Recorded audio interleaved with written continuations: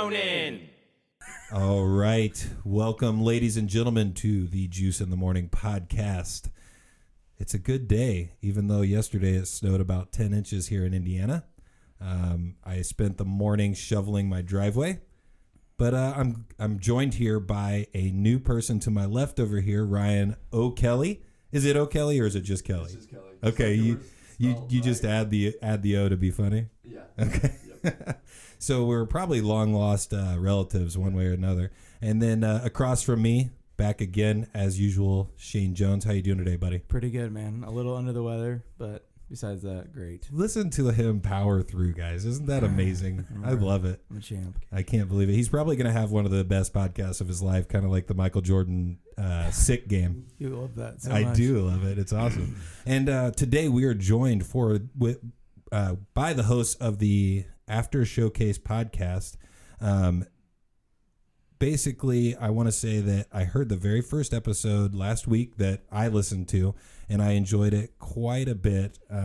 It is Kyle Buck and Justin Alley. How are you guys doing today? Doing well. Thanks for having us. Yeah, doing well. To add to that, I actually I found Kyle just basically adding random people on Facebook. We've talked about this on the podcast before, and I just kind of shared the podcast with him, and he let me know that he has a podcast, and so I, lo and behold, he had a open mic at Morty's as well, and I was planning on going to that too. Yeah, that worked out really well, man. Thanks for coming. I appreciate it. And it was a blast. So I want to dive in right away. Just kind of like tell us about the podcast first, and then we'll talk comedy. Sure. The podcast came up out of a show that I've been running at the Kettletop Brew House in Anderson, Indiana. I started an open mic there last May. Yeah. And just as something like they didn't have anything going on Wednesday nights, and I'd been wanting to try to get down to Indianapolis, do more open mics, but it's kind of difficult, you know, and especially for my friends that also wanted to do comedy, they couldn't always get down to Indianapolis. And so I was like, you know what, let's just start one here. So Dan Hiles, the owner of the Kettletop Brew House down there, was nice enough to give me the green light to, give it a shot. And we did it. We've been doing it at least once a month for the last, 10 months now. Yeah. And it's grown every single time. And so starting back in January, we started doing a showcase where we actually paid a headliner to come in and do 30 minutes, and we booked a lineup around the headliner. Sets ranging from 7 minutes to 15 minutes, comes to about an hour and a half show. That's awesome. And we sold out the first two showcases that we did, and got very close this last one. And so we've been seeing a great response from it. And after the first one, we were like, you know what? We should, try to do a little bit more to not only promote the show, but also bring some added value for those coming to the show by doing a podcast centered around our headliners that are, traveling the country and are really representing either the Midwest out on the road, or they're representing where they're from here in the Midwest. And so hearing those different perspectives, I mean, we're 3 episodes in. We just recorded our latest one Friday night after the show, and we were just talking over lunch about how we got really different approaches to certain aspects of comedy just from people that are from different regions. Yeah. And getting that type of input is pretty awesome, and Justin, being a professional sound engineer, really does a great job putting it all together. Yeah, well, I could probably use your help over here. Yeah, figure something out. Yeah, it's been great. The podcast is nice. I was definitely always trying to utilize my studio space and equipment more. And then having the different comedians come has been cool, because these are guys doing comedy for a living, and I guess that's what a lot of comics are aspiring to. So I think it's kind of a cool show for people to listen to who are maybe wondering how, what direction to take or how to get more into comedy. It's kind of the ideal behind it. So absolutely, I would say like stand-up comedians lend themselves really well to the podcast game, because they've got good stories. They've got stuff that I find entertaining and funny, like that may not necessarily be bits, but they kind of are. Because if you listen to like the Bob and Tom show, or if you listen to any podcast that has comedians on it, when you watch their show, you kind of see some of those jokes, and it's like, oh, I didn't know that's how it worked out. I didn't know that was something Absolutely. that they kind of keep chambered to use at almost any time. Yeah, absolutely. That sort of stuff. And it all kind of comes out organically as well. It's one of those things you don't really have to force when you have comedians in the room. Comedians are going to find a window to throw in a joke, or they're going to throw in a just weird, outrageous line about something, and they're not afraid to say it. And that's what's so unique about the conversations that we really enjoy.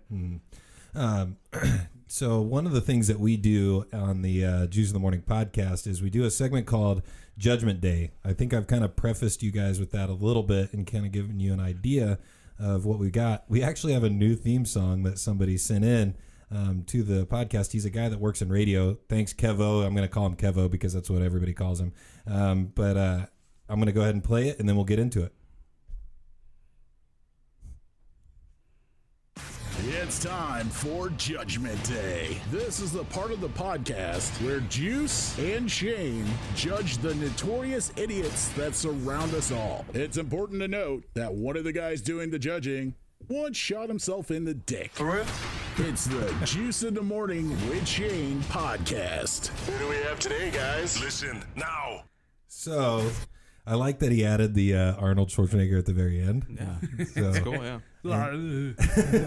Listen now. And I appreciate him going ahead and doing that because that sounds like a radio show. Like that sounds like something you would hear like On the radio. Yeah, it's perfect. I love it.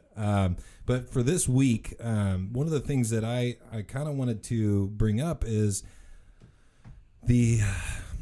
for the listeners that are not aware of this, there's a Instagram that Shane directed me to follow, and it's called Old Row.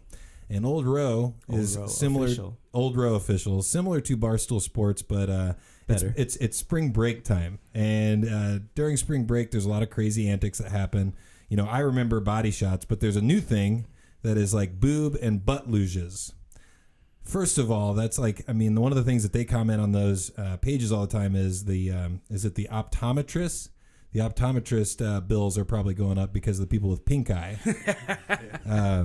I don't know. I want to know the first person that did the butt luge or the boob luge and was like, this is a fucking awesome idea. Or, since I'm conspiracy theory oriented, was it like a move by Old Row?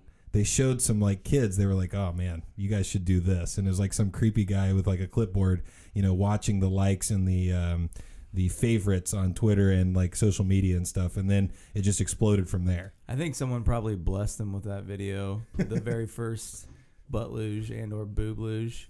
And then from there, they kind of took it and ran with it. That's just my hunch, but you never know. I don't know. Yeah, I'm going to judge them, though, because, like I said, I'm going to judge them in the positive light. So, good move on their end, because it's a very entertaining video to watch normally. My first thought was, I do that.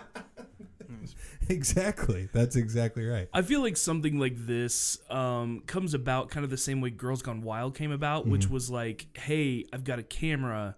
What do you do to be on it? You know what I mean? And I feel like in the world of you know, modern social media, when every phone is a camera, is a window to the world, you know, if you can come up with something that is popular, you know it's going to get clicks, you know it's going to get hits, you know, I think it makes that decision that much easier for anyone influenced by, you know, whatever said alcohol is being passed around. To add to that, I feel like they're continually like upping the ante. It's like gonna get ridiculous at some point, because you're like you said, it made me think of this when Girls Gone Wild was first a thing. All it was just boobs. Yeah. And now it's like people drinking beer off of a dude's ass. Yeah, man. And I think you hit the nail on the head with all the pink eye. That was my first thought, was like, man, I mean, we want to believe that girls don't shit, but anyone who's got one around knows that's horseshit.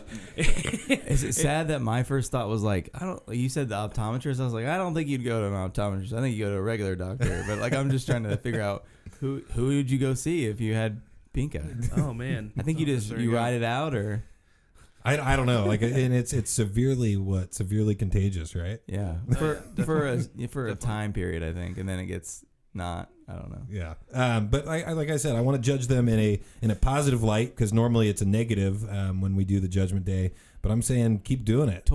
Keep upping the ante. Totally worth the pink eye too, I think. I mean, it's good for your immune system, really. Yeah. Like, introduce new diseases, introduce new germs. Yeah. It's actually healthy. Man, I have told Shane this from the beginning of this podcast, that I like to put myself in positions that will potentially make me sick, because I feel like it's going to build up my immunity. Well, you think I'm a germaphobe in the sense that like my germaphobe doesn't make any sense. It doesn't like I just told you that I would do this, So that goes against any Yeah, germaphobe. exactly. But I'm not your traditional germaphobe. So like, I agree with you. I feel like as I've gotten older, I get sick, even though I'm sick right now, which I'm never sick. I get sick a lot less because of all the nasty shit I did when I was younger. Heck yeah. Yeah. Oh, for sure. Yeah. I mean, I've put many a random coin in my mouth as a child. Sure. You know, which is one of the singular dirtiest things. I used to work at a bank, handle cash every day. Ooh. I'm a server, so I'm always Yeah, like, and then absolutely. probably eating food in the back, and then Yeah. I mean, in the summertime when you've got very large ladies walking in pulling water 20s out of you know money. some flap somewhere, you know what I mean? that's my okay. Absolutely. That I gotta draw the line. Yeah. I I mean, when it gets to the point you have to lay each bill out individually in the sunlight for like 2 hours, It's just so it's sweaty. like, yeah, It's extremely sweaty and it smells like odd. And you're touching their sweat. Yeah. Like, you can Ugh. spray as much Lysol on that as you want. You're only disinfecting some of that. You should just have an iron handy, and then it'll just evaporate all the sweat. Yeah. So you guys know about, like, I mean, obviously vaping is big now, but like Yeah. do you remember when the blue e-cig first came out? Like Yeah. Oh, yeah. when it was first introduced to gas stations. When it comes to these like germs and things, it like immediately made me think of this. When it first came out, you know, I was at the gas station, I saw it, and I was like, what the fuck is that? And the guy like explained it to me.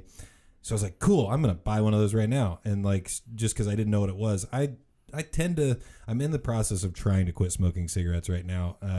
I've done pretty good. I've had one today, one yesterday, but that's it. But anyways, long story short, I bought this thing, and nobody else had seen it at this time. It was like 2008, 2009. And so, like, obviously I'm hitting it at a party, and people are like, let me hit that. And I'm like, sure. And like, so probably like 17 people hit this You're e-cig. telling us the story of how you got herpes. Well, I'm still good now from the reports, I guess. From the reports. I have been tested. Actually, but- it's a story of how he made out with 17 people at one Oh party. my god! Can we just talk? I feel like what I do immediately when I meet someone is like put them on a scale whether would I drink after you or would I not drink after you. Well, with the e-cig, I had that and a half gallon of Skull vodka. So I always felt like the Skull vodka like kind of like cleansed the germs away. I mean, Little little bro science there. I feel like, but also you're not wrong. I feel like alcohol does kill. It does. germs, so Proven.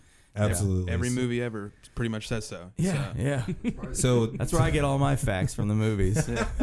so judgment, boob and butt luges. I'm all for them. Keep them coming. Mm-hmm. Next person on the judgment day is Shane. Did you bring one today? Yeah, I kind of thought of it as I was, taking some Dayquil on the way here. I'm kind of pissed at whoever makes, over-the-counter cold drugs, because when you're achy and you don't feel good, it's really fucking hard to get the plastic off of those pills. Nice. Yeah.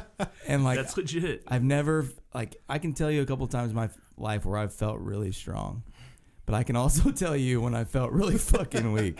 And that was about an hour ago when I'm trying to pull this plastic. Do you ever like try to force it through? That And then, never works. and then it's like a bag of chips. It goes from like 0 to 100. Like it's just like, oh, I'm never gonna pop, and then it just pops, and you gotta go like find it before the dog licks it up, or you know what I mean. So, but I just want to judge them kind of like, I get it. We're trying to save little kids. It's natural selection. If kids can't figure out that Tide Pods and Dayquil is bad for you, then maybe they shouldn't be on the earth. Exactly. And that's my And judgment day. that's a good one. I'm judging them hardcore for that. Yeah. Fix your shit. But I really do when that pill pops out or whatever. Like my daughter is usually around and she's like, we'll go for it or whatever. So I'm just like, no. I have to That's go. exactly what I do with my dogs. Yeah, same. Yeah.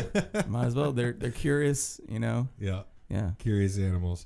All right. So what about you? How do you feel today? Do you have any judgments? Not right off the top of my head, but I kind of have to say that there are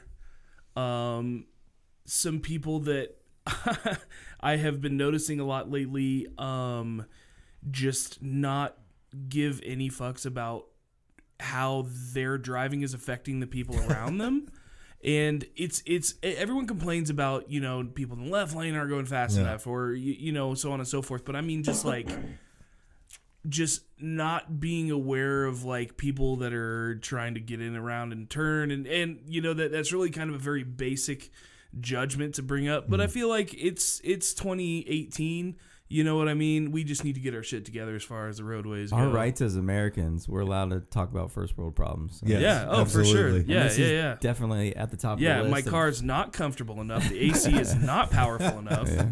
I've always said that my heated seats get too hot, so Yeah. I have to, They really to turn they them do, off. though. They do, yeah. Yeah. I rented a car not long ago that had a heating steering wheel, but that thing got like scalding iron hot, and I was just like, what is the use of this?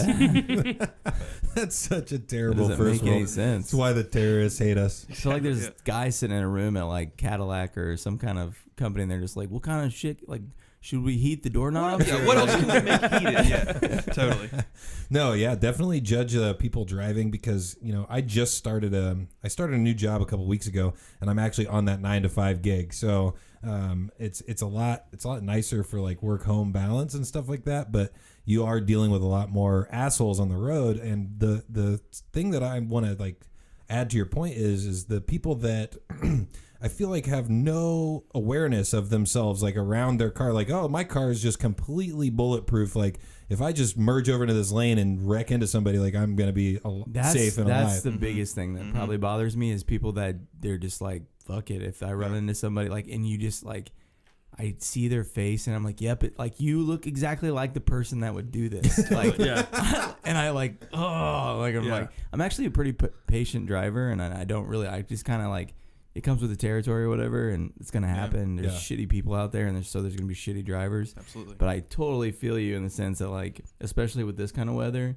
people just there's the person that drives 1 mile an hour, and then there's the person that just is like, I got a truck, so I'm gonna go 80. They go, like, go 80 down there. They're just skating on ice. blowing snow up into the side of your car, and I'm just Absolutely. And to kind of build on what you were saying, like when you say that when you see someone do that and you look over and you're like, yeah, you look like the kind of person like that transcends race, that transcends gender, that transcends all of that. It's just like you can just kind of tell when someone's a dick. Yeah. You know, it's really like you can't narrow it down to any one person. It's just like you look like someone that. Well, would like do in that. my head, I go, "Yep, that's exactly what I thought you looked like." Yeah. you fucking Yeah. asshole. Yeah, absolutely. But what's a thing that you guys do? What's your go-to move when, like, say someone cuts in front of you, or you, so and they're coming up around you, say whatever, you know, something happened. What's Right. your go-to? It's 2018. I feel like the flipping off thing is it's out the way. It's That's out the played way. out. Yeah, everybody's done that. Yeah, I do that's a tough I do the cry face. Like they'll be like, "What are you doing?" And I just go, Nice. I like that, yeah. like, Yeah, I like to just get up under him, get him loose, and get him in the wall. I wreck them immediately. Yeah. All right, Tony Stewart. No, my go-to is really just kind of the awkward like stare down. Like I'll just let them know that I'm aware of it. Like I won't even show an emotion. I won't really show them that I'm angry or whether I care or not. But I'll just be like, I'm paying attention. Yeah. Are you? Like. It's funny when I ride with my girlfriend and people do that kind of stuff because we'll just we wave at them. Yes, gotta with gotta the smile and wave. with the happy Yes. face. Yes. We had this one lady, and like I guess it wasn't our turn at the 4-way stop, but this is like when I decided that we were meant to be together. Yeah. But like we went, and the lady she like threw her hands up like this, and we both with just at the same time, just like not even looking at each other or anything, just started smiling and waving at her. And the lady it got so much like satisfaction out of watching this lady be like throwing her hands up and No, shit. it only infuriates them more if you Yes, smile. it's and wave. great. Yeah. And then you can always do the like where you set your hand and go like this, like you do a little like the 6th grade picture day pose. That's always Just with like good a one. mountain in the background. Yeah, Like yeah. That dope checkered shirt. Some kind of forestry. Yeah.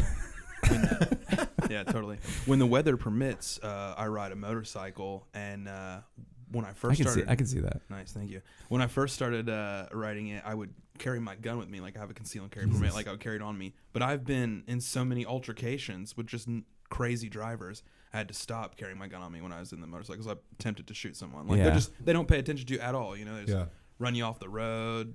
I've been ran down the grass like internet ramp before. Jesus. Just like somebody doesn't care. Yeah, it's crazy. It's crazy that you bring that up because I actually had a gun drawn on me on 465. Holy shit. About 3 years ago.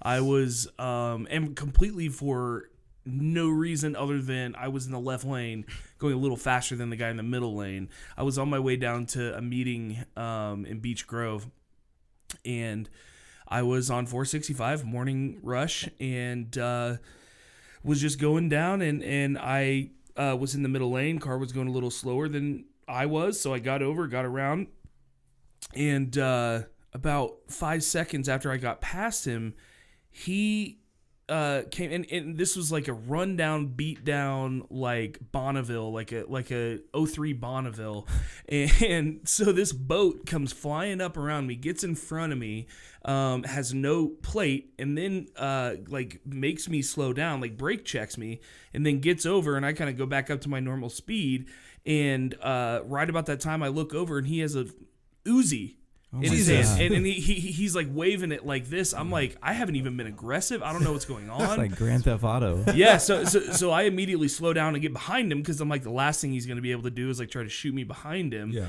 And so right about that time, he gets off on 74 West. Yeah. And I was like, okay, I don't know how the fuck I could have prevented. I mean, I'm glad I prevented that, but I don't know how what I could have done to prevent that. Jesus So Christ. sometimes there are just kooks out on the road, man. Good Lord. 100%. And when you brought up Grand Theft Auto, like that's it. That's exactly right. Like, Uzi, Bonneville. he was on his like, way to like get was- an achievement. That was Yeah. CJ from Grand Totally. Theft Auto Vice City right there.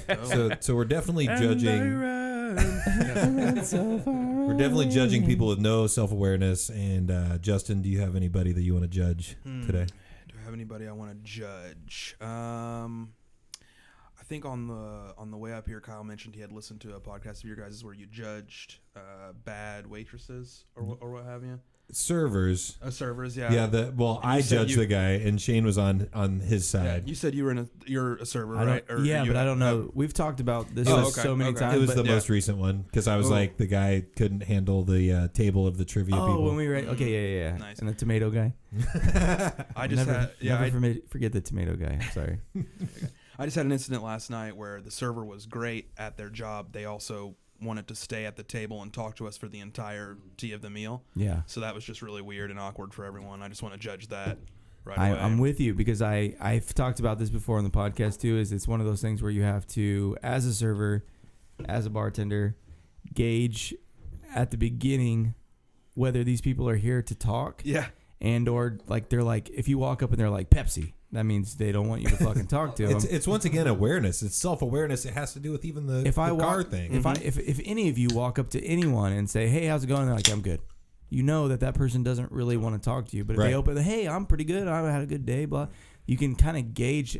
But the thing about groups is there might be one person at the table that's like, "Oh yeah," and then there's like, I'm usually the guy that's like, "All right, man, get the fuck away from my table. I want to enjoy my food and hang out with my friends." Yeah. And that's coming from another server. Yeah. So, it's just one of those things where you got to gauge it. I try not to like insert myself into the group, thing too much. Group dynamic. Because I can even then feel like you like feel some eyes from the side, like, all right, man, like we get it. Get the fuck She's outta enjoying that you're here, but we're not all enjoying that you're here. So I feel like it's one of those things. here. Get out of here. That was the situation too. It was a group of 6 people, so we were good. We could talk amongst ourselves. It wasn't like it was just me, but we're polite people. We're friendly Sure, people. yeah, so we you're were not like, gonna be we talked to her for a few minutes, but then it was just Yeah, and then they want to tell you their life. So do Do you feel like they're ignoring the rest of the people that they're serving too by She was definitely very hanging fed out up with you? with everything else that was going on. She's like, I'm done with this day. I'm just going to talk to you guys. Yeah, I Bye. genuinely think that it's like I don't tell people stuff about me unless they ask. Yeah. I'm not just sitting there like, well, I'm a college student, and then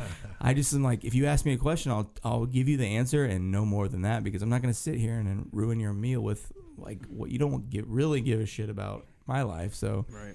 you're being polite probably. So I'm with you, dude. You got to really be able to gauge It your goes back audience to with anything. It goes back to judging the car and the server. Just know your surroundings. Be aware of like what's going on in the world. I think I want Ryan to get on here too. So I'm gonna move the mic over for him and tell us a judgment that you might have. Okay, I'm gonna build off of. Can you hear me? Try yours. Mine's not swinging around all the way. All right, I'm gonna build off of that. It's the other way around. So I'm a bartender.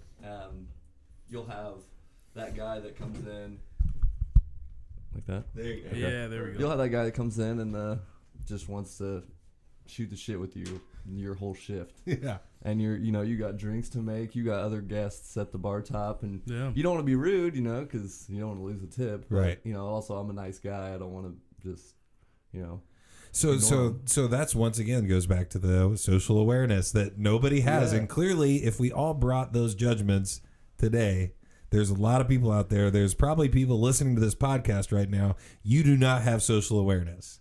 Work on that shit. Seriously. Like, I'm not trying to be a dick, but I'm being a dick at the same time.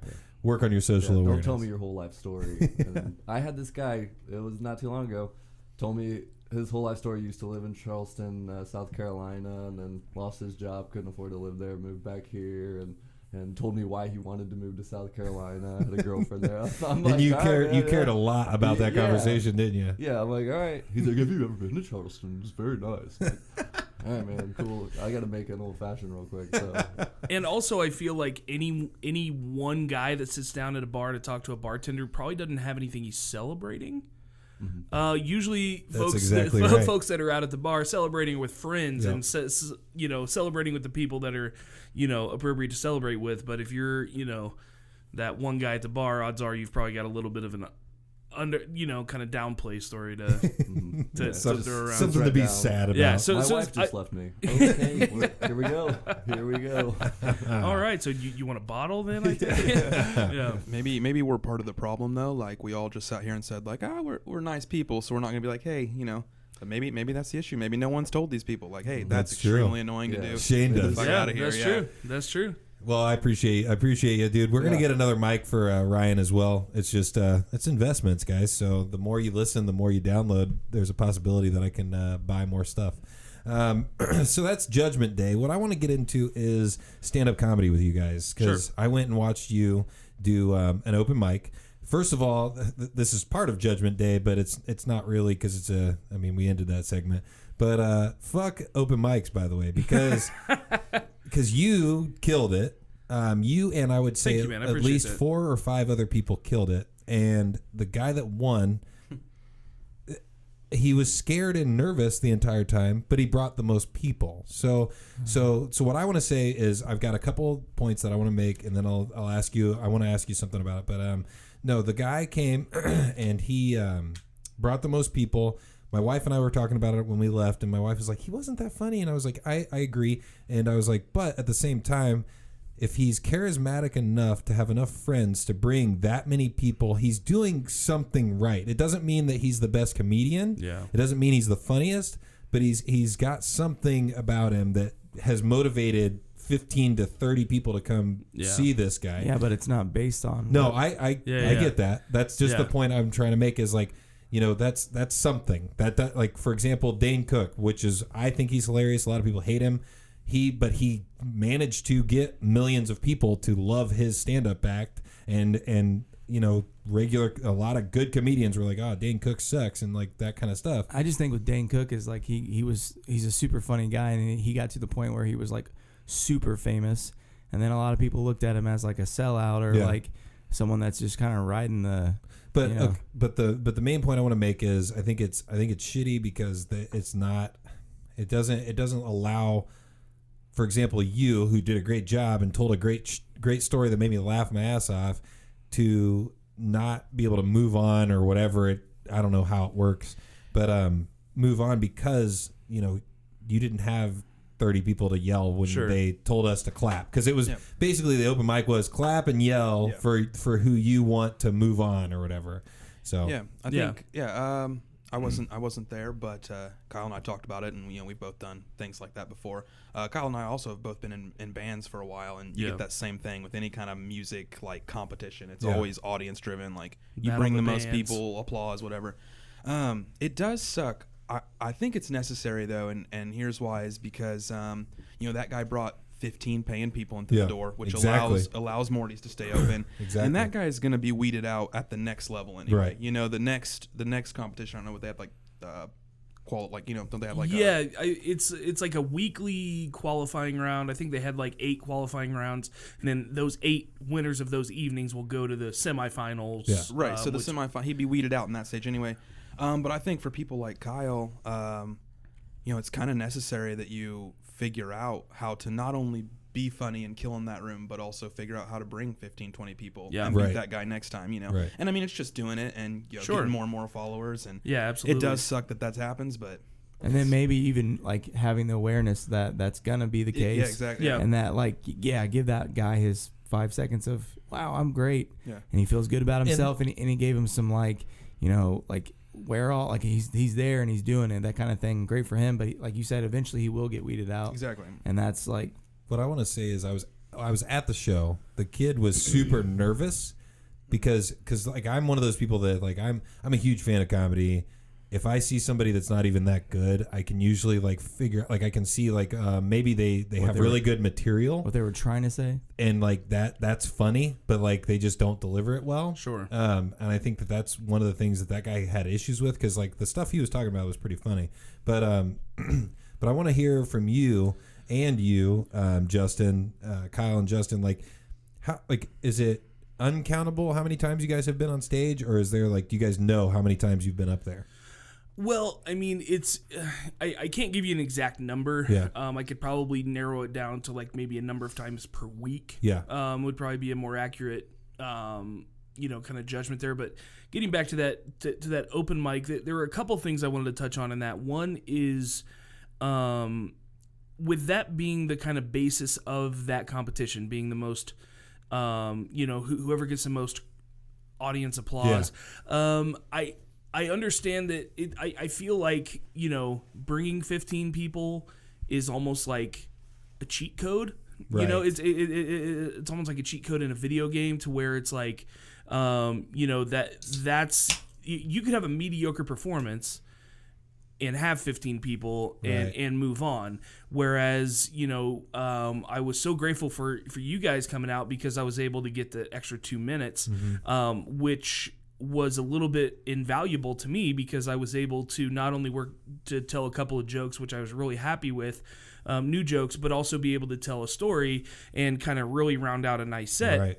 And that was a huge takeaway from it for me. And also, I get a lot of value as someone who books comedy shows, as well as performs. That's almost like a scouting night for me.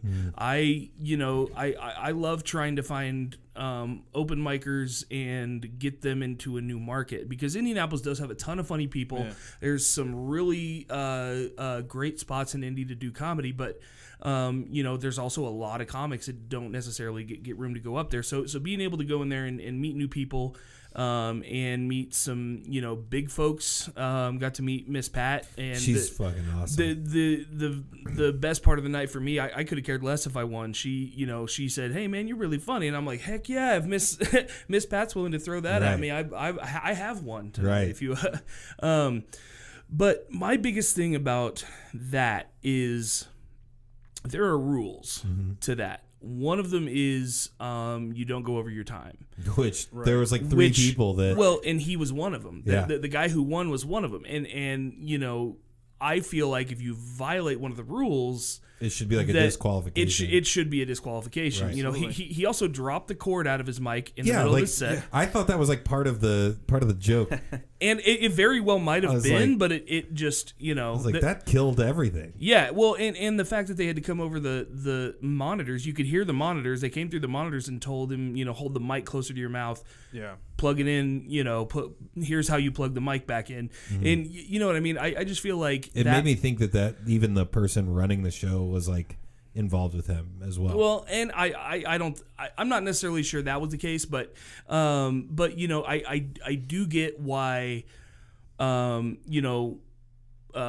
club ran it that way, because it is more bodies in the door, and it is more, the more money they make, the more they can bring in good talent, and they really Right. do. Morty's really brings in some of the best talent in the city. They do. And it's a wonderful club, wonderful people, and I completely understand why they do that. But at the same time, I feel like, if there are going to be rules to it, then, you know what I mean, there needs to be some type of, I guess, not really reprimand, but there should be some type of, something that happens if you do break the rule. But yeah, no, I really feel like I get more value out of it even if I don't move on. But also, if I know I brought the minimum 5 people to get a 6-minute spot, and I make it to the last 3 or 4, which I did this evening. Yeah. You know, with everyone else that was there to see the other comics, you know what I mean? That gives me a boost of confidence that there are people that I didn't bring that still gave me some approval. So there's a few positives to take away from it, and that's really the biggest experience I get out of it, more than just, you know, winning that night's competition and moving on, is just getting in front of people who know that I'm going to follow my time, who know I'm going to, you know, tell funny jokes, and know that, you know, people are going to respond well. Right. So, yeah. Kyle does a little bit more stand-up than I do. I could probably count, if I really tried, the number of times. But I think that's what it's all about. I mean, if you're going to try and do it, you definitely need to go to as many as you can. Absolutely. And getting to know people in the scene is really the only way to do it. For sure. Yeah. I mean, you're probably never going to sign up for your first open mic and then just kill it from there. You know? Yeah, absolutely. And the audience, the change of audience just totally changes everything. The show that Kyle runs in Anderson is a great show, especially if you're maybe a little new to the scene. It's kind of like, I don't know, middle-aged, bored people that are like, oh, there's something fun to do in town. Let's go check this out. Extremely receptive audience, easy to make laugh, you know. I always say that I'm a great audience member because I laugh at everything. Yeah. I go back to the thing where even if it's not delivered well, if I think that the joke is funny, I'm laughing because I'm like, oh. There's some people, my girlfriend's the same way. It's almost embarrassing. I'm just like, okay, you need to laugh a little bit less. It was not that funny. But yeah, definitely good to have at a comedy club. So that's get out there and do it. I loved Miss Pat and then a couple of the other people that came up because they were not bullshitting about the fact that they were like, I'm just workshopping these jokes. Right. Yeah. I'm going to save this if it goes well. If it doesn't go well, we're deleting that from the repertoire. It's one of the best parts about open mics is, you know, the open you know, kind of growth that is happening. You know, when you go pay, which is why I wanted to do showcases separate from our open mic. Mm-hmm. When you're paying a cover charge to go see comedians, you know, you deserve a somewhat polished product. You know, kind of the best they have to offer. Whereas if you're not paying anything to come see an open mic, you know, you're gonna catch some folks that are, you know, probably either new and working out some jokes that they've not told very many times, or they're, you know, seasoned and not doing their best stuff. Right. And, you know, those moments where new jokes land and they're like, all right, I'm going to keep that one. Or when they don't land, they're like, all right, don't ever tell that joke again. You know, it just kind of gets you in on the process. And I apologize, Shane, that you weren't at the show and I'm like, keep talking about stuff from the show, but Todd McComas. I love the Barstool Heartland podcast. Like I'm a fan of it, even though I feel like they won't ever respond to me when I message them on, like they'll respond on Twitter until I ask them to do anything with this podcast. But I understand it. Like, you know, if there's competition, you just don't even want to talk to them. And it's not that this is competition because we're not a big podcast, but that all aside, Todd McComas, though, went up, and I was curious because if you saw Miss Pat and you saw the other people there, they were testing out new stuff. Todd's was very polished stuff that he's done before quite a few times. So, I mean, I've heard it on the podcast. I've heard it when I've seen him in stand-up on other venues. So how do you feel about that? Like, is he and Bowers there to kind of prime the audience, or are they just kind of working out or something like that? I feel like Todd's been co-headlining a few shows with Jeff Vibert over the last couple of months. So I feel like he may be, with it being a midweek and maybe another week and a half towards a show, he just may be up there trying to get more feel. And that's how I felt, because I felt like it's almost like lifting weights, like he was just getting reps. Like sure, totally. Absolutely. I feel like all the different comedians are always at a different place in their where they're trying to do with their bits and stuff. Sure. Just from what I know from listening to like Joe Rogan and Brian Callen and all these different Tom Segura, they're all at different places, and they're some of them are getting ready. I'm not saying getting ready to do a special, so they're really polishing out what's in the special, the good stuff. And then there's other people that are at the bottom end of that, where they're trying to create the stuff that's going to be in the special that from a year from now or 2 years from now. Absolutely. So everyone's at a different point in their comedic journey, and I feel so you got people that are just kind of I know, like, I've heard stories of, like, Chris Rock goes to, like, the Ice House or something like that, and, like, we'll just try some stuff just to see if it works, because that's where he's at in his, trying to make a bit. Yeah, he can do that. He can do that, and it's probably still fucking hilarious. Right, Yeah, right.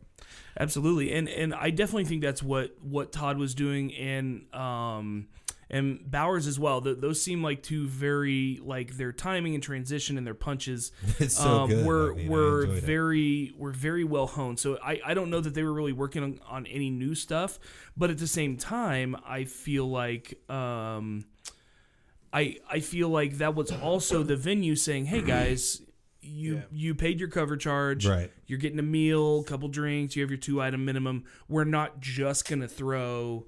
A dozen open micers at you and, tell you, hey, you saw a good show. They always throw some people in who they know are going to, so at least the crowd's going to laugh at someone. Yeah, and Todd and Bowers, they did some awesome sets. And also, if the Heartland guys happen to be listening, I want to do a Heartland comedy show at the Paramount Theater in Anderson. I promise they don't. I just want to throw that out there.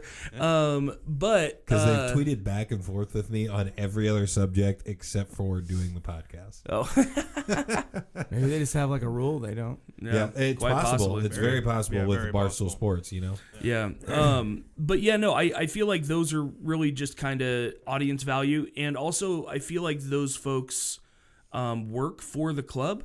And I feel like they just kind of, if the club says, hey, we got an open mic, we need you to come in and do 10 minutes, or we need you to come in and do 15 minutes or whatever, that they probably, don't always have, the ability to say no thanks. Yeah, I guess the other side of that coin is just a comics dilemma in general. If you're going to do an open mic, you should be trying out new material and just getting, the best stuff you can, seeing what works, seeing what doesn't. But if you go to one and it's packed and there's a bunch of people there and you want to do well, you might just slide back into your old faithful, Yeah, so, because I do know that there's like comedians that like their bread and butter, they do it all the time and they never come up with new material. Yeah. And like I've even seen like comedians do the same thing a year later after I've already seen them and stuff like that. So it's like that's a little frustrating. I mean, I'd almost rather you try new stuff that's not going to be as funny than hear stuff that I've already heard. I mean, Kyle and I regularly talk to guys who are doing it for a living, and they're working on the same 40 minutes for 5 years. It's just like that's a lot of time to put into. Well, maybe it's not working. I mean, it's they're doing it, I guess. But. And on like what you were talking about, where you hear people that are working on this huge project, a new hour or a new special or whatever, and then some people are building the next one. We actually, our headliner at our showcase Friday night was a gentleman from Pittsburgh named Shannon Norman, who is hilarious. Check him out at Shambones with a Z on social media, and he just recorded a 45, almost 50-minute CD, in which when he was done with it and he was done recording that CD, tossed all the material. Wow. And he kind of has a joke where he's like, so I'm not sure what I'm going to do up here. I just spent 8 years building the last 40 minutes and I just threw it all away. So let's see where this goes. And he still did a great half hour. And, but on the same side, we've had other headliners come through and say, hey, I don't know that my stuff has reached that large of an audience. I have no problem. We're in Anderson, Indiana. Odds are, unless you're real big, they've not heard your stuff before. Right. Yeah, they're exactly. Gonna enjoy it if it's polished. So they'll still do some of those old jokes from like their first CD if they're on their second or third, just because they understand that they're not that big that people know all their stuff. It's almost like a situational thing. You have to kind of figure it out before you go in and come up with a game plan. Like 100%. If if you're going in there and you just want to do well, and you're like you said, you're in front of a big audience, you obviously want to bring your A game and bring the stuff that's going to be funny, especially if people haven't heard it. Absolutely. And then once you get bigger and stuff, then you'd have to worry about who's heard what and stuff. But I feel like until then, I mean, you're good 40, 50 minutes or whatever. I'm just saying this all just from stuff I've heard from podcasts, and I have absolutely no experience. And I'd like to change that. I'd like to first come and see you guys because I wasn't able to make it the other night. Yeah. And then two, Anderson's not that far. No, especially for me. I actually live closer to Anderson than he does.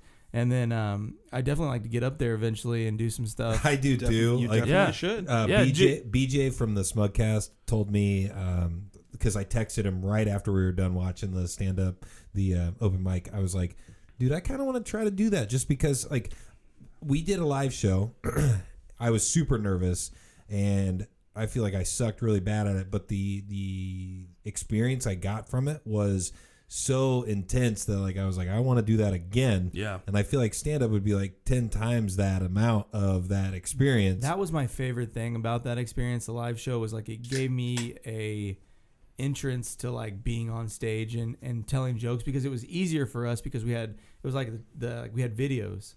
So we were basically making fun of the videos that were just being shown. So a lot of it was filled time with just showing the video. Gotcha. And then you were able to just throw whatever out there. And that was like a really good entryway into like telling jokes on stage in general. So I did have a question that I wanted to ask you guys because this podcast has been built on, I'm just throwing it out there and I'm starting with the very basics. It's not good. I know I'm going to get better. When it comes to like if you guys were to record like a special or record a CD or something like that, would you guys be more inclined to make sure that it is as perfect as possible before you released it, or would you go like on along the like same lines as like what I've always had as an idea of like putting media out there is I'm just gonna put it out there. Then I'm gonna figure out like what I did wrong and do it better the next time. It's actually an interesting question. We posed the exact same question to our headliner and co-headliner on our latest podcast. Mm-hmm. So once we get that published, I certainly encourage you to go hear their take on it. But and that is what was that podcast again? The After Showcase podcast. Right, cool. Yeah. See how I did that there? But no, I feel like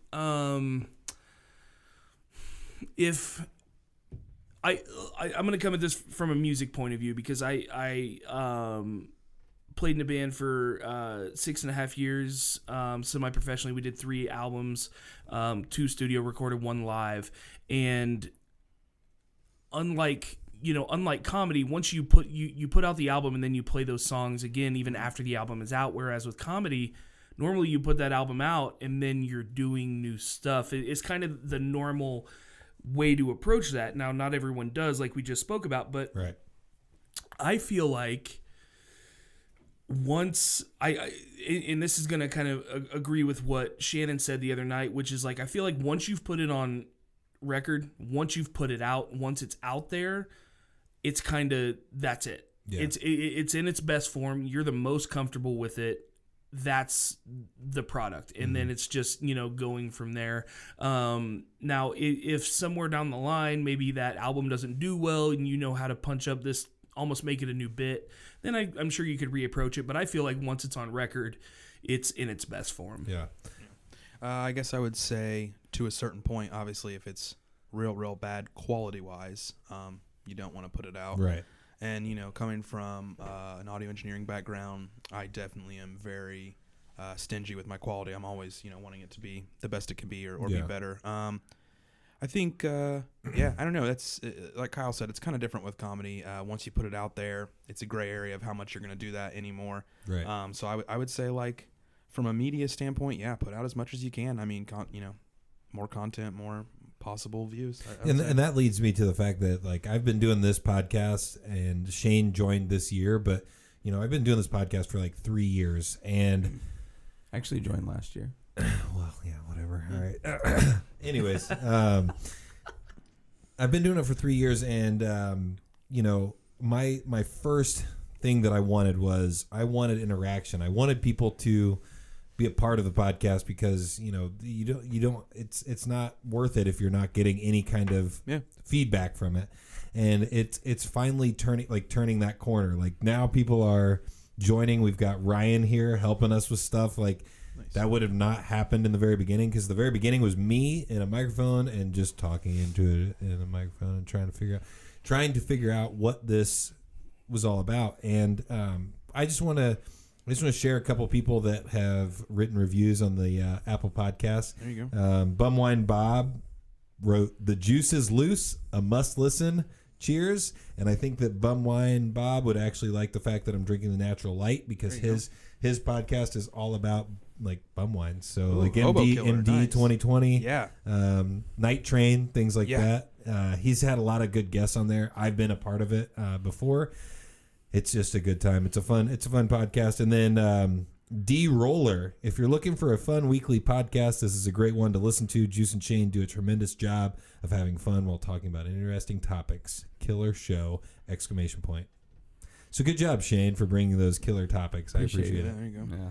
No, I just think, like I said, it takes, like, I just actually also had a Facebook message today from another person that does a podcast, and he's like, I'm trying to figure out how to get traction and stuff like that. And I'm like, dude, I've been doing this for 3 years, and I can give you some tips, but I'm still not where I want to be with it. Sure. So it's not an easy thing.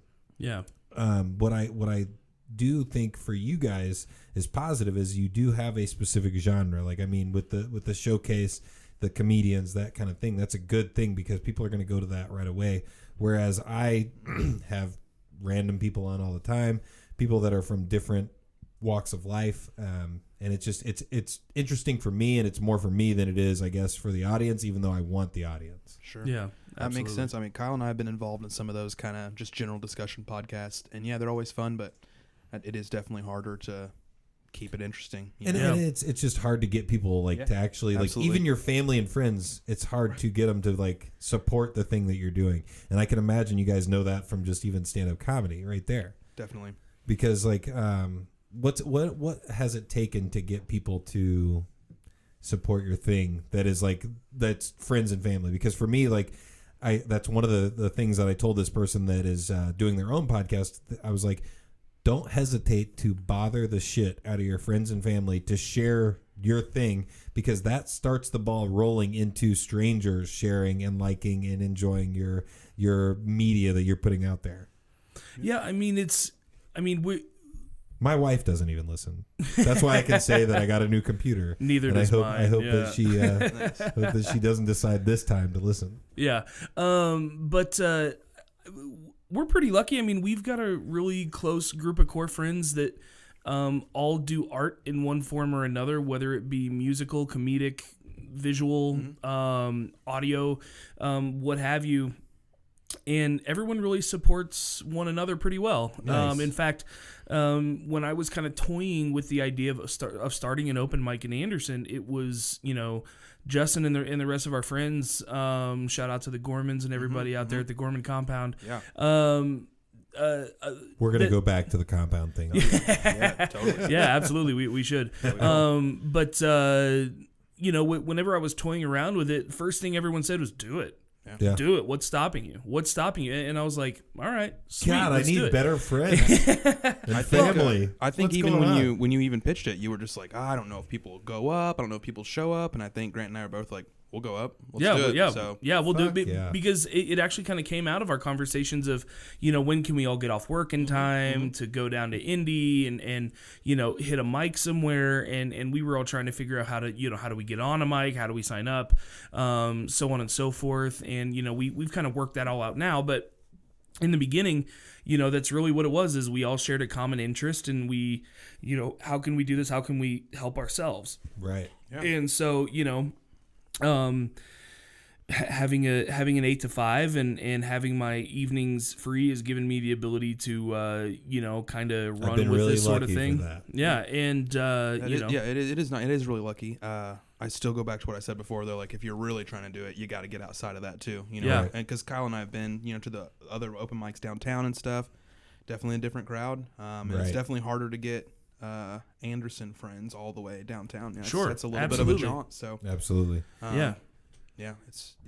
So where do you guys want to? Where do you want to be in? I know this is like an interview question from a job, but where do you want to be in a few years? What's the goal? What's the end goal? And I've asked this to every artist that's ever been on the podcast. Hopefully, continuing to enjoy life is good. I'm doing that right now, so I want to still be doing that in 5 years or what have you. Yeah, I would love to go farther with all this stuff. I'm kind of the person where if an opportunity is posed to me, I'll pretty much take it just to see how that pans out. I don't know. I'm self-employed right now. I'd like to stay that way. Right. And that's probably my biggest goal, I would Sure. say. Hell yeah. Is keep the dream alive. I mean, as far as where I want to be in 5 years, I feel like, my answer to that question could change tomorrow. Absolutely. But and that's why, like, I didn't want to put a specific, like, 5 Well, sure, years. sure, Like, sure, I just, but yeah. I just wanted to be like, what's the dream? What are you Yeah. going for? I just want to remain passionate. Right. And I don't mean to sound too meta or too like, woo woo about it, but no, I love the woo-woo. as long as I can maintain the passion to do it and I still enjoy it, then I'll be happy with it. And that's, kind of where my route has come with this. It's the reason why I, put out a random Craigslist ad in 2011 about wanting to potentially start a band that turned into, a bluegrass band that I was lucky enough to play a bunch of shows with over the course of the next 6.5 What's the band? Do you guys still do it? I'm no longer with the band. Yeah. I left the band in October, but the guys are still playing. Big Nice. shout out to the Stampede String Band. Those are Hell my yeah. my great brothers. band. You guys check it out. It's I awesome. should have definitely Yeah. dove into this. I apologize. Yeah, that I no, didn't. it's all good. The Stampede String Band are some of the best pickers, and in the indie area, and beyond, and fantastic songwriters, the best dudes ever, and. I spent 6.5 years, was a co-founding member of that band, and we did some pretty fun things, and that all came from a Craigslist ad. Right. And so I was like, you know what, one small push in the right direction can really mean a whole lot of wonderful experiences. And so as long as I can keep staying passionate about making those moves and not shutting any doors when they open and making sure I know what's in them before I shut them, then I think I'll be in a good spot. Right. Yeah, passion is important. I definitely am trying to take it a little further. I am trying to, get paid for that passion. So Hell yeah. Yeah, That's absolutely. That's been, yeah. That's Hey. what I told the guy that messaged me about the podcasting stuff. I was like, stay in touch with me because, I want to build this to something that eventually will I don't have to work the 8 to 5. I can work the job that I want to do, which is be in media, be on, anything on the radio, on TV, actually, or just do the thing that I'm doing and get paid for it, and do it more consistently, do it Monday through Friday kind of thing, or Monday through Saturday. Yeah, absolutely. Before we go, real quick, I want to ask you guys a couple of questions. These are some current event topics, news, things like that. I don't have a drop for the news, so Kevo, if you're listening, go ahead and make one of those for me, so that we have a segment. But before we dive into this, go ahead. I want to just let you guys know, on your last episode, you guys were kind of talking about a trivia that you thought was maybe a little too difficult. We actually hosted trivia at the Kettle Top Brew House as well on Tuesdays. So if you're ever not able to come out to the comedy open mic, you're more than welcome to come to the trivia as well. Sure. So we do Taco Tuesdays and trivia. Is he extremely difficult to answer the questions? That was the fucking problem. With that guy. I don't think so. I think when I listened to that, I was like, I think they would probably nail ours pretty well. It'll be all right. It's not too easy, but it's playable. It's challenging, but a lot of people, we always seem to have pretty close scores. We always have good games. Yeah. Good. So Come out. Yeah. So I've thrown that out there. Definitely should do that because I mean, we'll make a trip up there. It's not that far, and being close to 465 here, I'm, a hop, skip, and a jump from anywhere. Yeah, you guys should come down. We'll do a podcast at my studio. That's what I do want to do. That I want to do that as soon as possible. Yeah. The first thing, this went viral on Twitter. The most rewatchable movie of all time. I'm going to just go ahead and start real quick. Talladega Nights, The Ballad of Ricky Bobby. I can watch It's a good that. one. I can watch that no matter where I see it, what point I pick it up. If it's on cable, I'm going to watch that movie from start to or from the point I see it to the end. It's a So, tough one. and that's okay. So while you guys think, I want to say what I feel about this is everybody started sounding off in the comments.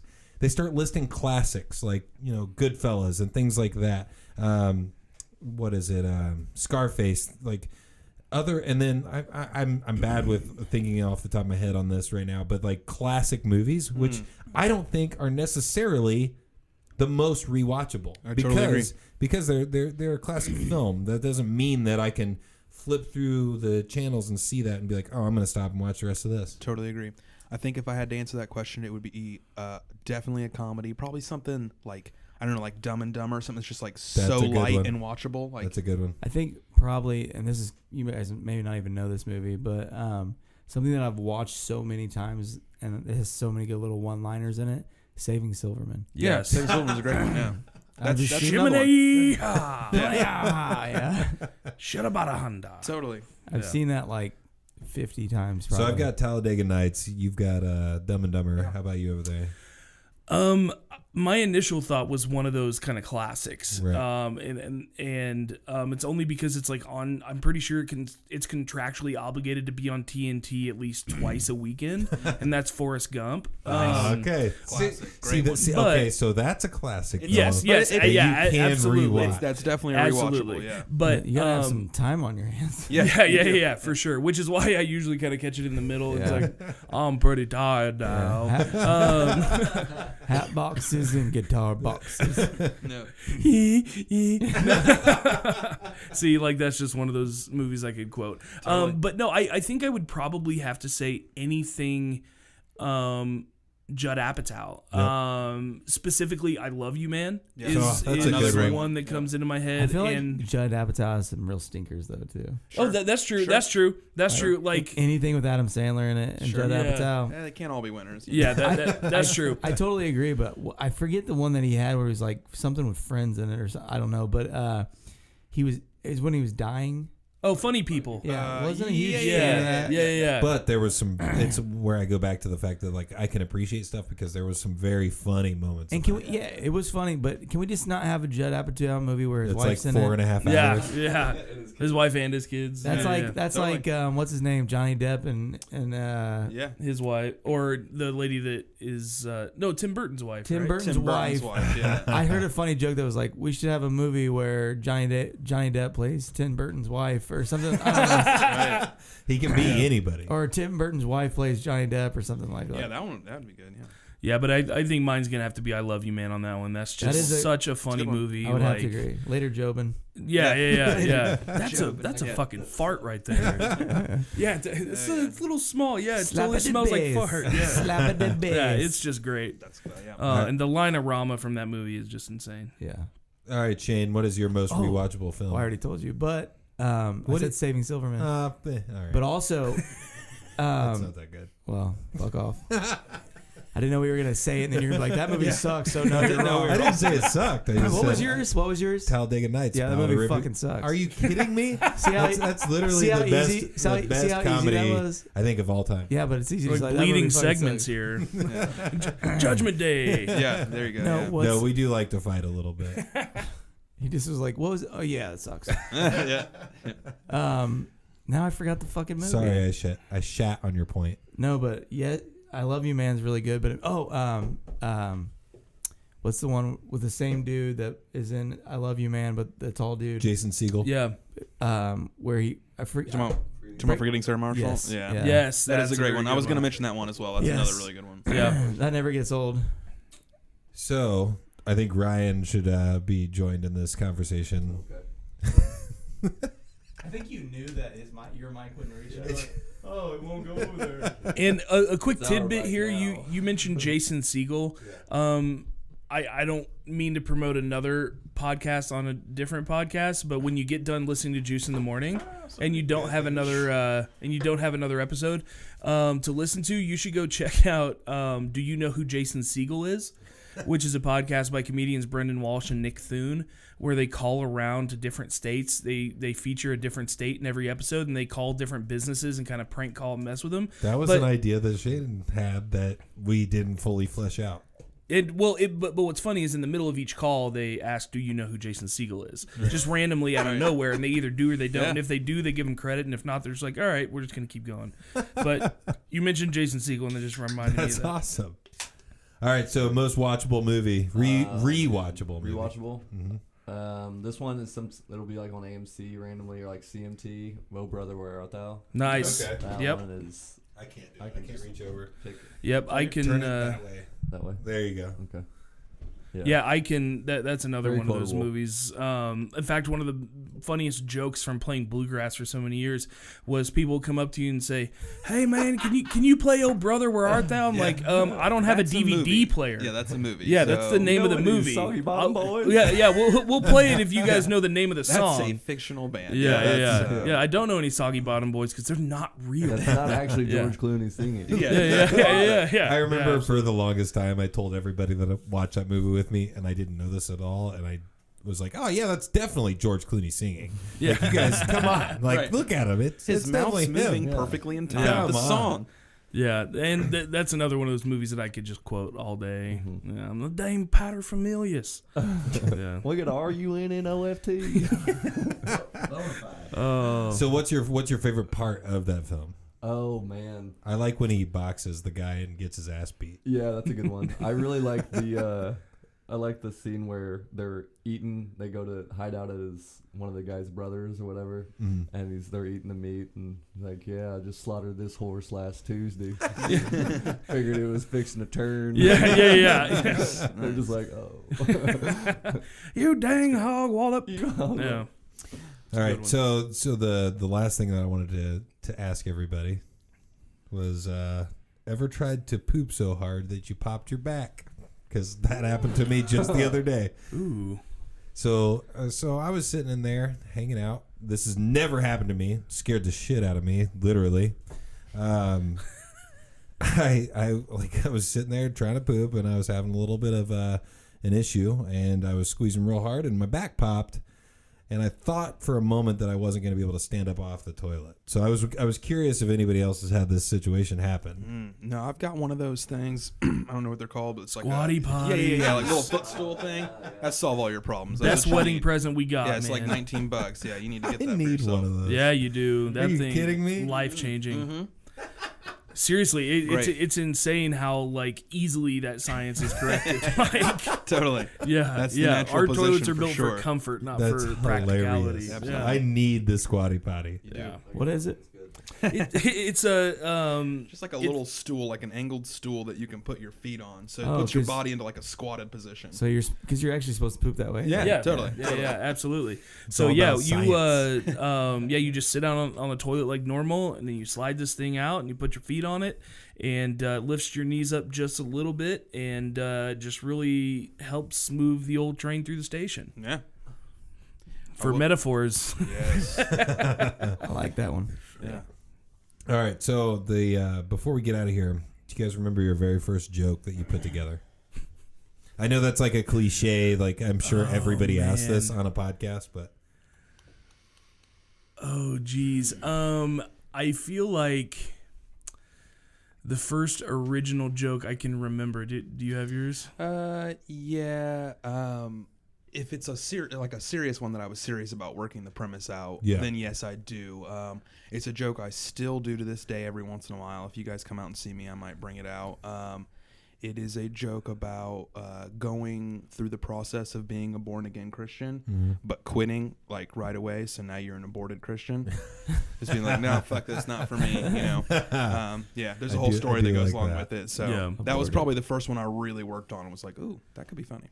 Yeah, I think the first like and I've kind of I wrote it, forgot about it, and then tried to like bring it back to life. And it was so stupid. It was, as far as Morrisons go, I appreciate Jim more than Van based on seating capacity alone. I do remember when you brought that one up too. Yeah, Like, hey, I I'm found gonna that. retry this. I found that in one of my first joke books on like the first or second page, and I was like, "This is so stupid. It might actually just be one of those one-liners to like transition from premise to premise." Absolutely. Do you guys ever have a problem with, like, this is what I always thought my problem would be, is like not like taking other people's material but not doing it purposely. Oh, 100%. It's a constant worry in my mind. Because like, I listen it's to gotta so happen. Yeah. 'cause I listen to so much like media and like podcasts, and I think of something funny, and then I'll be like, oh, I'll think of it again later, and I'm like, oh, I didn't think of that. For me, Yeah. if I even am wondering, like, wait, did I come up? Is that something I've heard before? I'm just like, already don't do it because That's gotta be frustrating. Well, I know I tried it one time. There was one time where I was like, man, I knew I heard this from someone else, but I was like, it's so obscure. No one will understand where I got this from. Yeah. It'll be fine. And literally the next comment came up and it was like, yeah, that was on a this type of thing where they also did this. And I was like, He called you out? Got me. Yeah, never do that Jeez. again. Ooh. Yeah. I mean, it wasn't a big deal. It was like the tiniest thing. I think I Right. even referenced like someone saying it, but he knew right away what I was talking about. And I was like, Jeez. Yeah, I know some people that are comics that intentionally refuse to watch other comic specials. They refuse to watch So it doesn't even enter the brain. Yeah, So because cognitive recall is a real thing. yes. In fact, that's where like a lot of there was a huge beef between Louis C.K. and Dane Cook. Oh, yeah. A There's even different type of Louis C.K. Episode beef. of Louis. That, Yeah. And I didn't realize it, but that was a completely real Yeah. beef. Yeah. Where Dane used one of Louis' jokes, but essentially used the same premise and Yeah. punchline, except it wasn't verbatim.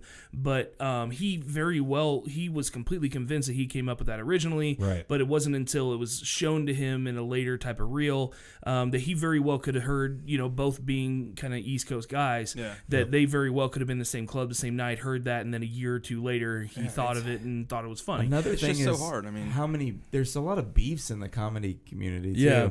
Like Ari Shaffir and what's the little Asian dude from Mad TV? Bobby Lee. Bobby Lee. They've had a beef. They have a beef. Carlos Mencia and Joe Rogan. Joe Rogan, yeah. The one well, we talked Mencia about. has a beef with a lot of people Well, apparently. he's. Yeah. I don't. Apparently, he is a big think- thief. Yeah. I think Yeah. I think I'm biased because I love Joe Rogan so Sure. much. Yeah. Sure. And Joe Rogan kind of destroyed Carlos Mencia. Yeah, he- straight up. It's like you were that's doing one of other my people's favorite jokes. YouTube videos of all time. Is Joe Rogan on the stage of the Belly Room in the Comedy Store, Yeah. just yelling at Carlos Mencia, and Carlos has nothing to say back. He knows Yeah. everything he's saying Have is you completely seen true. the thing with Joe Rogan arguing with that lady? It's just a random Yeah, lady, and yeah, she's like yeah. trying to tell him that he's a. I don't know, but he was like, that he's not like he hates women, "Oh and my then he god, talks it was down- so yeah. good," Yeah. and he just like went off on her, and it was like she would Yeah. just shut up so quick. It was great. Oh yeah. Yeah, but I mean the biggest issue right now with me is like Amy Schumer. And here's the thing, like cognitive recall is a real thing. And if someone comes to you and says, "Hey, I've had this joke for a long time. Here's your joke. It's essentially the same thing. Not saying you stole it, but Right. don't do it anymore." Right. Like that's I like cannot stand her, dude. That's what's Honestly. coming to happen. But Amy Schumer is knowing these things, has these things pointed out, and she continues to put them into her productions, making money off of them. Yeah, Right. And like to me, that's where joke theft becomes an issue. yeah, In an open mic scene, sure, it's a great way to get shit talked about you and not booked on shows. If you're going to open mics, stealing people's jokes that are funny, using them at other open mics or other shows, it's gonna come to light, and you're gonna get some bad judgment out of it. But blatant joke theft is definitely an issue, because unlike music, unlike anything else, there's really no laws about joke right. thievery. Right. It's sad And too so- because like I don't even think she's that great. Like I can think of a couple other. Yeah. It doesn't necessarily have to be women comedians, but Yeah. and they're like way better, I think, than Oh, for sure. Christina No doubt. Sure. Pazinski. Yeah, Sure. yeah. Sure. Christina I mean- P, Ali Wong, Yes. Tiffany Haddish. Oh my Yeah, God, yeah, she's Yeah. fine, yeah. is hilarious. But yeah, no, Amy Schumer gets a lot of credit where I'm not 100% sure. She's that's good due. at. I feel like she's good at what you were talking about, maybe stealing a little bit of stuff, and then too, she's good at just being like gross. Right. Yeah. Yeah. I think she gets a lot of shock value for just being disgusting. Oh, Yeah. a lot Yeah, of a lot of comedians get that. I mean, when you're at feel like. that level, though, there's got to be a bunch of pressure to keep bringing the heat, and Um, I totally get it, man. I guess mean, that's yeah. I guess that's another way to look at it. Yeah. I mean, and even Kevin Hart's got writers. You know. Oh, Yeah. for sure. I mean, So- there are times I think of jokes and I'm like, oh shit, my friend does that joke. Like that's Yeah. not my original thought at all. Right. Yeah. And you just have to be, I don't know, cool enough to be like, yeah, I'm not gonna do that. I think 'Cause- half of Kevin Hart is like the way just he- his presence and his Totally. energy. well, like what you were saying earlier, the way he like I don't what do you want to call it, like executes things. Yeah. Yeah, The way- yeah, yeah. The definitely. way he says certain things and how he says them Sure. makes it more funny than if someone else were to do the same Yeah. bit. Everybody that's Yeah. a Kevin Hart's fan is just like, I don't know, there's Losing just it. something about him. It's funny, and I'm like, yeah. Yeah. But what I want to go on is I want you guys to tell us where does everybody listen to you? Where does everybody find you? We are available on iTunes at the moment. I think we just need to get one more published, and then we can qualify for Probably within the week we'll be on the Google others, Play. Spotify, and Yeah. Google Play. Yeah. I just added us to Spotify. Don't know if they're going to let us because they tell you to not play licensed music, and I always do it at the end of the podcast. So whatever. I think our third after showcase comedy podcast will be coming out tomorrow. So look out for that. Kyle, where can they find you at? You can find me on all forms of social media at Uncle Buck's House. On all forms of social media, and you can find us every Tuesday doing trivia at the Kettle Top. We got Taco Tuesday and trivia every Tuesday night at Kettle Top Brew House. Brew House in Anderson. Yeah, in Can't Anderson. beat tacos and trivia. Yeah, absolutely. And we have a monthly showcase that we do the third Friday of every month. Our next showcase is coming up on the 20th, a special holiday show of April. And we've got What holiday is that? The 20th of April? it's a special holiday. Yeah, You probably don't even know about it. It's so special. but we've got Willie Griswold coming down to do that show, and we've got Ryan McManus coming in on April 11th to do the feature of our next open mic. Yeah. So the open mics are the second Wednesday of every month, and our showcases are the third Friday of every month, all through the Kettle Top Brew House, who also sponsors our podcast. So big shout out to everyone over at Kettle Top Brew House, Creatures of Habit Brewing Company, and Creatures Kitchen over there in Anderson, doing fantastic stuff for the city. So, when you guys do your podcast, is it at the actual Kettle Top or is it at? Yeah, it's at my house afterwards, Okay. which is a hop and a skip from there. Right So there. it kind of makes sense Yeah. to just Sweet. swing back over. Yeah, I usually just taxi the headliner, co-headliner in my Right. car over there. We just go over there, do the podcast, and then take them back to their Awesome. cars. And Because we definitely want to be on the podcast. Yeah, I for would, sure. I would like it if we did it and then also had like maybe a comedian as well. could be cool, yeah. That kind of thing. yeah, Just well, 'cause- actually, you guys said you were That's- interested in coming and doing That's exactly the. what I was thinking. If you guys want to go up, you should come, and we'll just have you out afterwards. BJ put a challenge to me. He was like, 30 days, we're gonna do an open mic. So, Yeah. Yeah. We should. So a month from now, I will be like, obviously, we'll be in touch before that. Sure. Like for a month from now, that's when the goal is to do it. And Okay. and how many minutes is it usually? So we try to say 5, but when it's the open mic, and especially if it's your first time, you do what you're comfortable with. You know. Yeah. Yeah. I mean, There'll be no Fewer the penalty. possible for me. Yeah, 'Cause I no, just wanna get it's out of it's a max 5-minute window. I mean, sometimes if we don't have a ton of folks sign up, then we'll open that up to some of the more seasoned comics that would like a couple more Yeah, minutes. because we can do a few more if we need For to. sure. Yeah, absolutely. But there's no no one's gonna hold you to 5 minutes. Do So you guys also perform? Yeah. Oh yeah. Most Yep. of the times, yeah. Just Nice. because, why not? Yeah. Yeah, I MC and do the first. Yeah, Kyle always spot. does the first bit. Yeah. Yeah, I'll do the first set and then I'll introduce each folk. Nice. Each of the folks coming up and yeah. You can usually catch me out there. So yeah. sure. Sweet. Well, to the left of me, Ryan. How did you feel about today? It was awesome. Can you guys hear me? Yes, Yeah, we can hear okay. you. Yeah. Oh, okay, Yeah. cool. I appreciate you doing it. We will get Ryan mic'd up for the future. I don't know when it's going to happen. It just depends on the income situation and if the wife gets too mad about the laptop that I bought. But we are going to get you mic'd up eventually. And then you can always follow us on any social media besides Facebook at Juice in the AM. So Twitter, Instagram. I haven't started a Snapchat yet, but I'm thinking about it.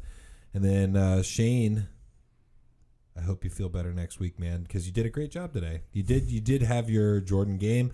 I wouldn't say it was like the number 1 game, but it was like top 5.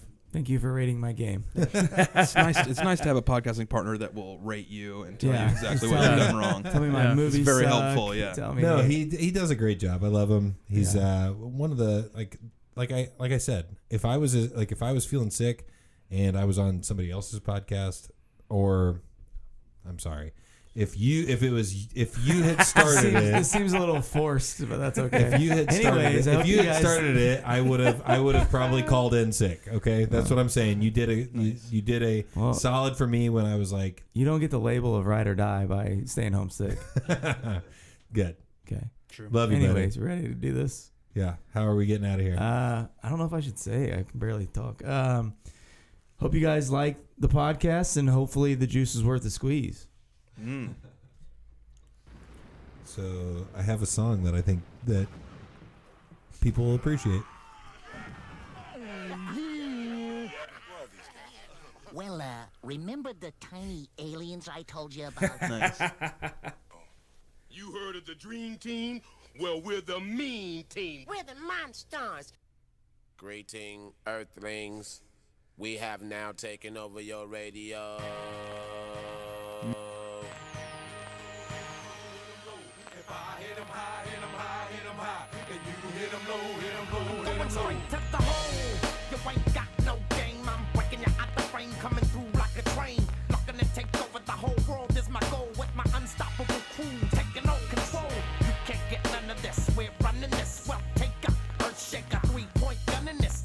Get out the lane, I'm coming through, and if you don't wanna move, I'm coming right through you. It's like inch by inch and step by step. I'm closing in on your position, and destruction is my mission. No, 8 is not enough, the whole squad better duck. It's like switch when I bust, now your whole crew is dust.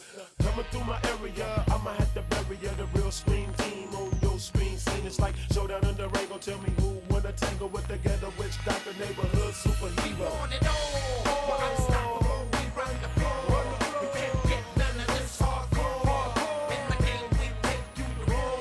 You ain't seen nothing like this before. Hit 'em high, hit 'em high, hit 'em high. And you hit 'em low, hit 'em low, hit 'em low. If I hit 'em high, hit 'em high, hit 'em high. And you hit 'em low, hit 'em low, hit 'em low. Same like a runaway train, I'm in your lane like it's only 3 seconds to score to win the game. Came to bring the ultimate pain upon the brain, untamed. You won't like it when I change into a type strange. Make low maniacal, monster in the game. And I got my eye on you, dead shot aim. As free throws keep coming down like rain. You feeling me, I'm feeling you, the monster gang. I'm telling you, pass me the rock, now I'm headed to the basket. Get up out my way is what you better do. My tactics is unsportsmanlike conduct, you better ask it. Don't get no better than this. You catch my drip, you get stripped by ball handlers, ruled by swag hammer. Danger, you dealing with official hoop bangers. With hang time, like a coat hanger. Jump with thunderous 360-degree tight dunks. What up, Dr. Monster Funk?